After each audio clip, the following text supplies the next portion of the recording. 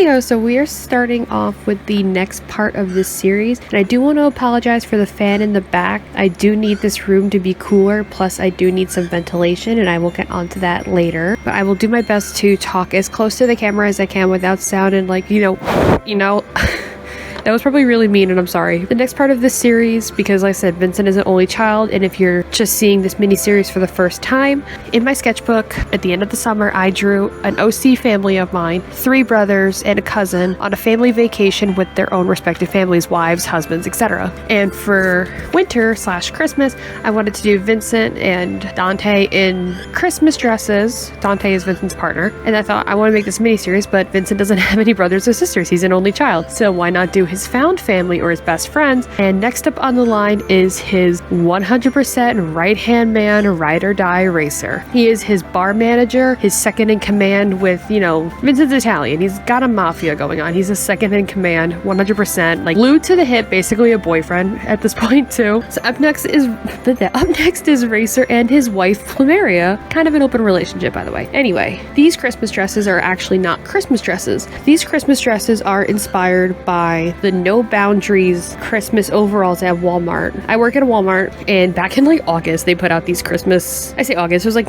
October. They put out like Christmas dresses, and they had these Christmas overalls, and I took a picture of some. That's where I got the inspiration for Vincent and Dante. But they had these overalls that were more so Santa baby, and then like an elf or some kind of like Santa's helper design, which I thought was adorable. And I wanted to stick to the Christmas dress theme, so I decided, why not throw another man in a dress? And I'll be 100% honest, the last time I posted a speed paint was Vincent and Dante, a man and an assigned male at birth non-binary person in a dress, and I lost a subscriber. In my head, presumably because I drew a man in a dress, and that is the funniest fucking thing I could ever think of. So guess what? You get another one. There's another man in another dress. Deal with it. Like, they're just super close. You'd do anything for me. Like, you can also do anything for his wife, which is why I decided, let's put him in a dress, because that would be funny. If Plumeria came up to him and said, hey baby, I found these Christmas dresses, but my other 2 girlfriends are out of town, Racer would be like, I'm putting this on for you. Let's go do that photo shoot. It'll be adorable. And I'm also using the same paint that I used in last week's video, which is the Stewart Semple World's Colouriest watercolor palette, because oh my god, I have found a new love for watercolor, especially since Inktober, and this palette is just so pigmented. There's so many colors. I freaking love it. And my partner actually helped my mother get it for me to trick me on my birthday for it, jackasses, because I don't celebrate my birthday. I don't like getting stuff, but they somehow fucking tricked me. I was gonna buy it anyway, but I also got that palette like 3 years ago. And I'm just now starting to be like, whoa, I appreciate it. And I actually think I mentioned this last week, is that the color of Vincent's in the previous video's dress was an actual color in this palette called Vincent. And I actually used that color again. Any red glitter on these 2 dresses, like Plumeria has red accents, Racer has red accents, those are both having the Vincent undertone. But let me tell you that watercolor is doing a number on my stress relief. There's just something so nice about having a medium that I really wasn't that experienced in, and I just recently found my groove in it. It's just so inspiring. I'm like, I have my rhythm back for this, and it just makes me happy, But I have so much like stress going on, and part of it is health related, but not like, oh my god, I'm gonna die health related. Let me tell you about this story. So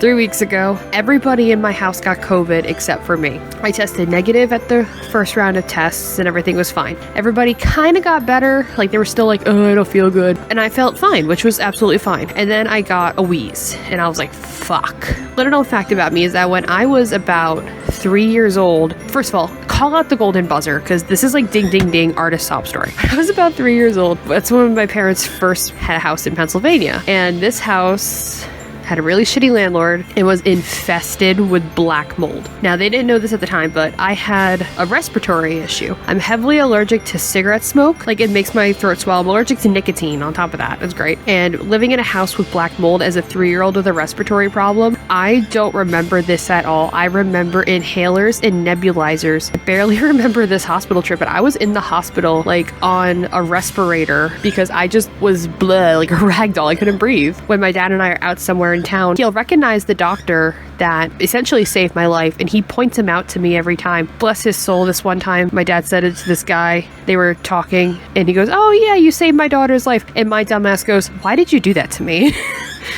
like in a joking way, but I wasn't really that great. Anyway, yes, respiratory problems. 3 weeks ago, got a wheeze. Everybody had COVID except for me. And when I get a wheeze, it's technically related from that respiratory issue, which for the longest time, I say my doctors and my mother and everybody in the house was calling illness-triggered wheezing, or in other terms, symptomatic asthma, which means that I have asthma-like symptoms triggered by illness. Most of the time, the wheezing will go away on its own. Like if I deep clean and I get a shit ton of dust in the air, I will wheeze. I do have an albuterol, like a rescue inhaler. I do have that. I'll take a couple puffs of that every day or so until the wheezing goes away. If I get flu-like symptoms or something like that, like when I had that flu back in March, I was put on Prezidone, which is a steroid to push not the infection, but I guess the irritation as far back down to normal as I can, because sometimes the albuterol just isn't enough. And I think I've been on Prezidone like 3 times for this issue. So this time was no different. I go to the doctor, find out I lost 10 pounds, and I present to her with my wheezing. I tell her my inhaler doesn't work as often anymore. It's not like I take it every day. I take it as needed. And this time I'm finding it hard to breathe. My legs feel like jelly. Sometimes my chest starts to hurt. It's just bad, you know? So she takes her little stethoscope on my heart. Fine. Then goes my back. I take a deep breath in and she goes, oh no. My doctor physically goes, oh no. So she does the stethoscope down my back, listening to my breathing. Every time she goes, oh no. Oh no. Oh, Allison, I'm so sorry. So she takes the headset, the fucking styrofoam stethoscope off. She steps back, sits in her chair and goes, yep, you definitely have a wheeze. And I'm like, yeah, no shit. So I'm explaining again how everything happens and doing her thing on the computer. Now, she's just a nurse practitioner. Like, I have gone for no tests. And she goes, well, I can't officially mark it on your chart. Because that's the thing with, like, doctors. They can't tell you 100% when how, like, if you break your arm, a nurse can't say you broke your arm just by reading the x-rays. Like, they can, but they can't legally say. So they have to say without, whatever. They find a loophole around it. My doctor looks at me and goes, you have median intermediate asthma. And I'm looking at her. She goes, it's basically symptomatic asthma, but that's the medical term for it. So I'm going to write you another prescription for albuterol, and I'm going to give you more Prezidone, of fucking course, because when I get bad flare-ups, I'll get an irritation in my lung. So I'm using numbers to describe it. So your base is 0 for breathing. My flare-ups will put me up to about 75. And technically, with the albuterol that I should be taking, I should be down to 0 in a week. Well, sometimes the irritation and the asthma gets so bad, it stays at about 25 to 50%. And it'll be that way for weeks and weeks. And I need a steroid to push it down to 0 to get rid of it. Every time I have a wheeze for more than a week, I have to go get a fucking